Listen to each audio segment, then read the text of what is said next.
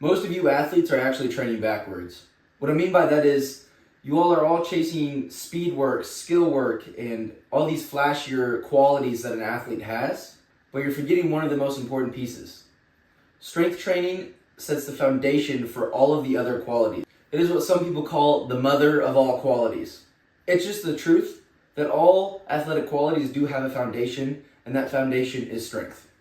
Now, we're going to use the pyramid that I've drawn here as kind of a way to visualize what I mean by this. At the very bottom, we have strength. It's also the widest, the thickest. It takes up more of the pyramid than any other one quality. Then we have power, speed, and at the very, very top, skill. Now here's where a lot of people get it wrong. They see the skill being played in the game, and they think that is what wins games, which it is. Skill is very, very important, but they don't think about what lies underneath that skill. To start, right under skill is going to be our speed. Now we're not just talking about track speed here. We're also talking about game speed. Being able to cut, hit the certain angles you need to during a football game or a basketball match or anything like that. Now, though speed is on top of power, that does not mean it overrides power, okay? It's not necessarily that it's more important than power. Because without power, we cannot have speed. And to back that up even further, without strength, we cannot have power. This is how it starts to kind of intertwine with each other. Strength gives us power, power gives us speed, and then that gives us to use our skill set at a game speed level to be able to beat our competition, because not only do we have the skill, we have the physical qualities, strength, power, and speed, to outdo our opponents.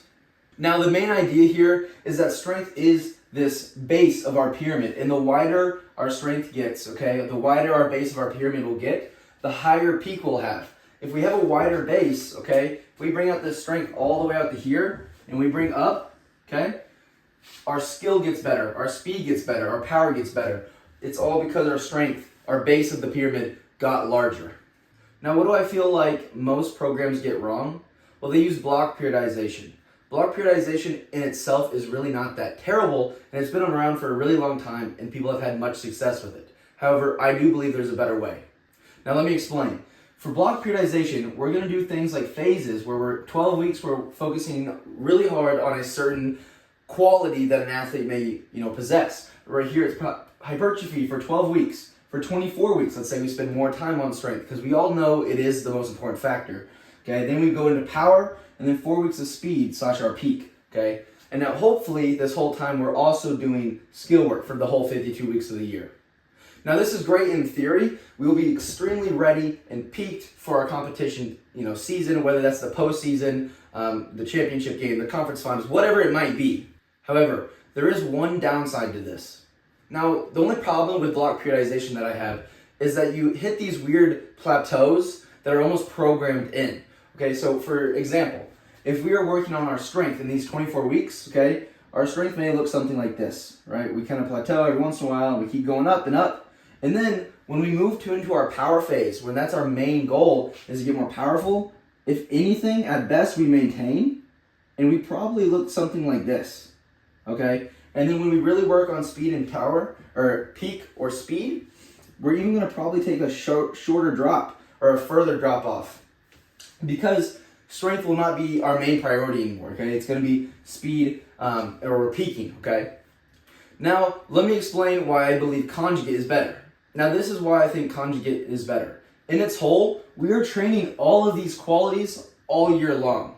Sure, we might break up into a couple things where we're trying to emphasize certain movements or qualities, but we're never going to neglect one for the other. And with conjugate, we always create strength as a priority because we know that that is the base of all the other qualities. This way, compared to the block periodization, let's take strength for an example again. Our strength, maybe it's a slower increase during the whole year, but over time, we'll build up longer. Okay, so it might look more like this. Okay, this more everlasting, just increasing line, where we're never really going backwards. Of course, there could be injuries and things like that occur on the field because that's just sport, but we're never really plateauing. We're always slowly inching forward because it's always a priority. Now, I'll leave you with this. Next time someone asks why you're trying to always just get stronger and never work on your speed and power, Either send them this video or explain to them how the pyramid works. At the very base, we have strength, then power, then speed, and then skill. Now, if you want to go deeper into how to program this for an athlete, or maybe you are an athlete yourself and want to learn how to program for yourself, go ahead and subscribe. I'll continue to make videos just like this one, or even live streams of me demoing how I actually go about making programs. Thank you for watching, and I'll see you in the next one.